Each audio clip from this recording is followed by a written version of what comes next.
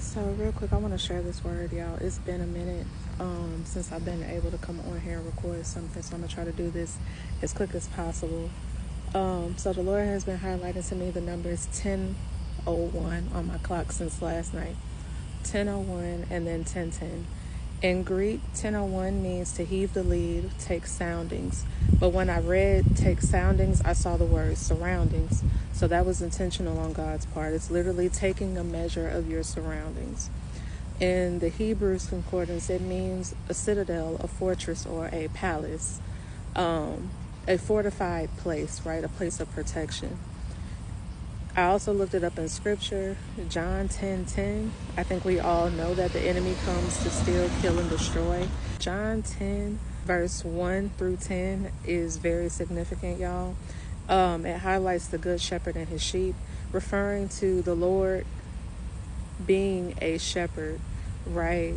His sheep knowing him and knowing the sound of his voice, and then following his lead, right? Going wherever the Lord guides them to go. It also talked about how the sheep, because they know who their shepherd is, because they know the sound of their shepherd's voice, they will not follow the voice of another. They will not follow the voice of anyone they do not know.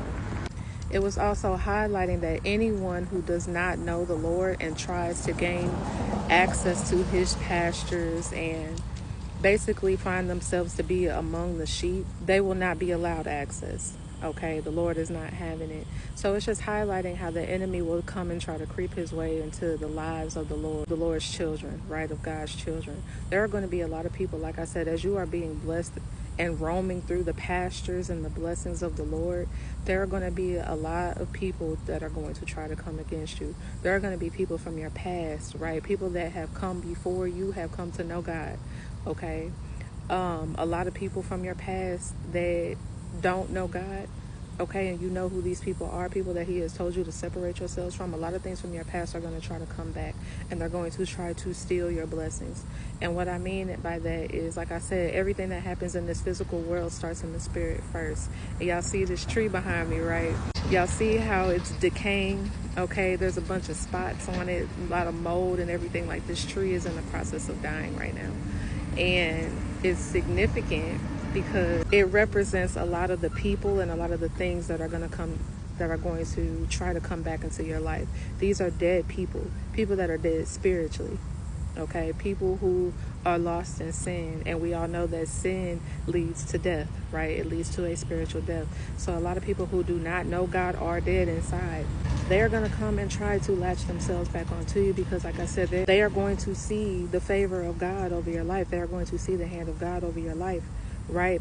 And anything that is in the dark is going to always want to come to the light, and people are going to see the light that is over you. You are going to shine. And so this is just a warning, like God is just sending this out as a warning, right? He wants to remind you that, yes, you are protected because, again, 10:01 in the Hebrew concordance means a citadel, a fortress, a palace, right? You are still going to be roaming in the Lord's pasture as his sheep. You are still going to have the freedom, right? The blessings, the fulfillment of his promises. But it is also a warning to heave the lead, take soundings. Again, double check your surroundings and be careful who you are surrounding yourself with. Like I told y'all in one of the last words I put out, Jesus was betrayed by his closest friends first. The people that he had on his inner circle, those were the ones who betrayed him first before the outside world, then, crucified him. Okay? So the Lord is just saying, look, double check who you are surrounding yourself with, especially those from your past.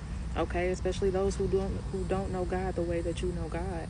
So you have to be careful because these people are going to be leeches. They are going to be having these demonic attachments, right? They are going to have these demonic spirits who they have come into agreement with just sitting on them. And these spirits who are trying to escape their judgment are going to want to attach themselves onto you. Okay, people are not just going to be coming back in your life for the sake of trying to make up and all that other stuff. Like, there is always going to be a hidden agenda behind it, and they're going to smile in your face, y'all. I've made a word about that before. Beware of the smiling faces.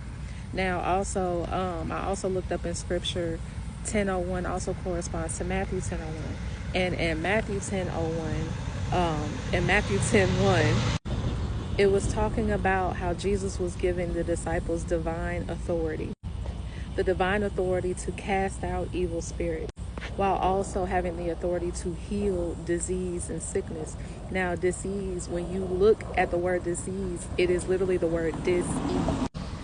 So a lot of you, I'm pretty sure, if you are already around certain people and you feel a sort of dis-easement, a sort of discomfort, listen to that, and you have the authority to heal that, you know what I'm saying, rectify that situation. You can't save everybody.